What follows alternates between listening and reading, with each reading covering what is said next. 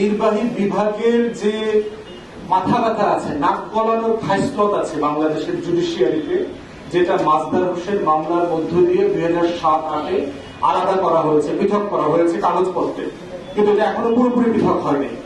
তাহলে এই পৃথক হওয়ার জন্য একটা বড় জায়গা হচ্ছে সুপ্রিম কোর্টের অধীনে একটা সচিবিক দপ্তর দরকার, একটা সচিবালয়, একটা ফ্রেমওয়ার্ক দরকার, কাঠামো দরকার। একটা মন্ত্রণালয় যেভাবে কাজ করে তার যে একটা দপ্তর আছে, বাংলাদেশ সুপ্রিম কোর্টের এই সচিবিক কাঠামোর কোনো দপ্তর নাই। প্রধান বিচারপতি থেকে শুরু করে অ্যাটর্নি জেনারেল অফিস সবাই বলেছেন যে সুপ্রিম কোর্টের একটা সচিবিক অফিস দরকার, যেখানে টোটাল একটা মন্ত্রণালয়ের যে সেট থাকে এই মন্ত্রণালয়ের সেট সেখানে থাকবে এবং যেখানে নির্বাহী বিভাগ কোনোভাবে ইন্টারফেয়ার করতে পারবে না। এই সচিবিক অফিসের অ্যাপয়েন্টমেন্ট, মনোনয়ন, ট্রান্সফার, প্রমোশন, বেতন, ভাতা নির্ধারণ সরকারের নির্বাহী বিভাগ করতে পারবে না, এটা সুপ্রিম কোর্ট করবে। এবং আমরা প্রস্তাব করেছি সুপ্রিম কোর্টের চিফ জাস্টিস, অ্যাপিলেট ডিভিশন, হাইকোর্টের জাজ যাদেরকে মনে করেন তাদের নেতৃত্বে এই সচিবিক বিভাগটা পরিচালিত হইতে হবে। এরপরে দ্বিতীয় প্রস্তাব যেটা আমরা দিয়েছি সেটা হচ্ছে যে অ্যাটর্নি জেনারেলের যে অফিস আছে আপনারা জানেন, সেখানে শত শত কর্মকর্তাকে আপনার বিভিন্ন সময় নিয়োগ দেওয়া হয়, বিশেষ করে যখন সরকার পরিবর্তন হয়। অথবা এখন আপনারা দেখতে পাচ্ছেন সারা দেশে পিপি, এপিপি, জিপি এই ধরনের অ্যাপয়েন্টমেন্ট হচ্ছে, প্রসিকিউটরের অফিসে অ্যাপয়েন্টমেন্ট করা হচ্ছে। কিভাবে অ্যাপয়েন্টমেন্ট হয়? কোনো সিস্টেম নাই, কোনো অফিস নাই। আপনি কি চাইলে এখন পুলিশের এসপি হইতে পারবেন? আমরা চাইলে কি এখন ডিসি হইতে পারবো? একটা সিস্টেম ডেভেলপ করতে হবে না, যে কে অ্যাটর্নি জেনারেল হবে, কিভাবে হবে, এডিশনাল অ্যাটর্নি জেনারেলের যোগ্যতা, ডেপুটি অ্যাটর্নি জেনারেল কিভাবে হবে, অ্যাসিস্ট্যান্ট অ্যাটর্নি জেনারেল কিভাবে হবে, এই পুরো প্রসেস তো ফলো করতে হবে।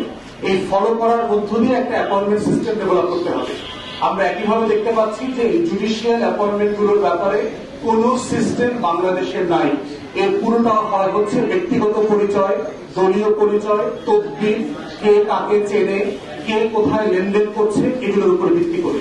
আমাদের দাবি হচ্ছে এই প্রত্যেকটা জুডিশিয়ারি রিলেটেড অ্যাপয়েন্টমেন্ট গুলোকে প্রাতিষ্ঠানিক কাঠামোর মধ্যে নিয়ে আসতে হবে। কারণ কাঠামো ছাড়া রাষ্ট্রের কোন জায়গাতে কোন কর্মকর্তা কর্মচারী নিয়োগ হতে পারে না। সেক্ষেত্রে সুপ্রিম কোর্টের অধীনে এই সচিবিক দপ্তর হতে পারে একটা বড় জায়গা, যে এখানে অ্যাপয়েন্টমেন্ট গুলো কিভাবে হবে। তৃতীয়ত আমরা বলেছি, আপনারা জানেন যে বাংলাদেশে ফৌজদারি অপরাধ যখন হয়, এই ফৌজদারি অপরাধের মামলা করা, তদন্ত করা, কোর্টে সাক্ষ্য দেওয়া অধিকাংশ কাজ করে হচ্ছে পুলিশ। এবং পুলিশ করবার কারণে যেটা হয়েছে, প্রত্যেকটা তদন্ত কাজ ডিলে হয়। পুলিশের যেহেতু ট্রান্সফার সিস্টেম আছে, মামলাটা যখন কোর্ট পর্যন্ত আসে ততদিন পর্যন্ত সেই পুলিশের কনস্টেবল অথবা এসআই অথবা তদন্ত কর্মকর্তা ওই থানায় থাকেন না, উনি অন্য জেলায় চলে যান। ওই জেলা থেকে ওনাকে এনে সাক্ষ্য দেওয়া যায় না বলে মামলার বিচার কার্য পরিচালিত হতে পারে না। তো এইটা আমরা বলছি যে এটা একটা ট্রান্সফার টাইম অথবা ওই তদন্ত কর্মকর্তার থাকার সময়ের মধ্যে এটা করতে হবে। এটাকে ওই সময়ের বাইরে গিয়ে করবার কোন সুযোগ নাই, যাতে বিচার ডিলে হয়, বিলম্বিত হয়। এরপরে হচ্ছে বিভাগকে কিভাবে মানুষের দৌড় গোড়ায় ফিরিয়ে নেওয়া যায়, কিভাবে বিচারটা যেন অবিচারের মাধ্যম না। এর থেকে আরেকটা বড় যেটা অভিজ্ঞতা আমাদের হয়েছে সেটা হচ্ছে, গত দেখেন যে বাংলাদেশে এখন প্রায় 43 লক্ষ প্রধান যে বিচার বিভাগীয় অথবা আইন বিষয়ক কর্মকর্তা এবং দায়িত্বশীল ব্যক্তিবর্গ যারা আছেন, তাদের সাথে একো করে একমত হয়ে আমাদের পক্ষ থেকে সংস্কার প্রস্তাবনা জাতির কাছে দেয়া এবং এটা এই যে সংস্কার কার্যক্রমগুলো হাতে নেওয়া হয়েছে তারা কিভাবে কাজ করবে।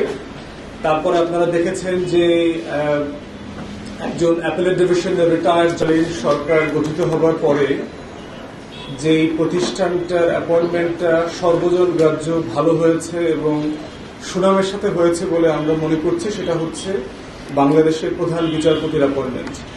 বাংলাদেশের ইতিহাসে সবচেয়ে যোগ্যতম বিচারপতি যদি কাউকে বলা হয়ে থাকে, তিনি অবশ্যই সেরকম 2-3 জনের মধ্যে একজন হবেন। ঢাকা বিশ্ববিদ্যালয়ে পড়েছেন, অক্সফোর্ড থেকে আন্ডারগ্রেড করেছেন, আমেরিকা থেকে পিএইচডি করেছেন এবং লম্বা সময় ধরে অত্যন্ত সততা, যোগ্যতা, মেধার সাথে উনি এখানে হাইকোর্ট বিভাগে দায়িত্ব পালন করেছেন এবং সবচেয়ে সিনিয়র জাজ ছিলেন তখন।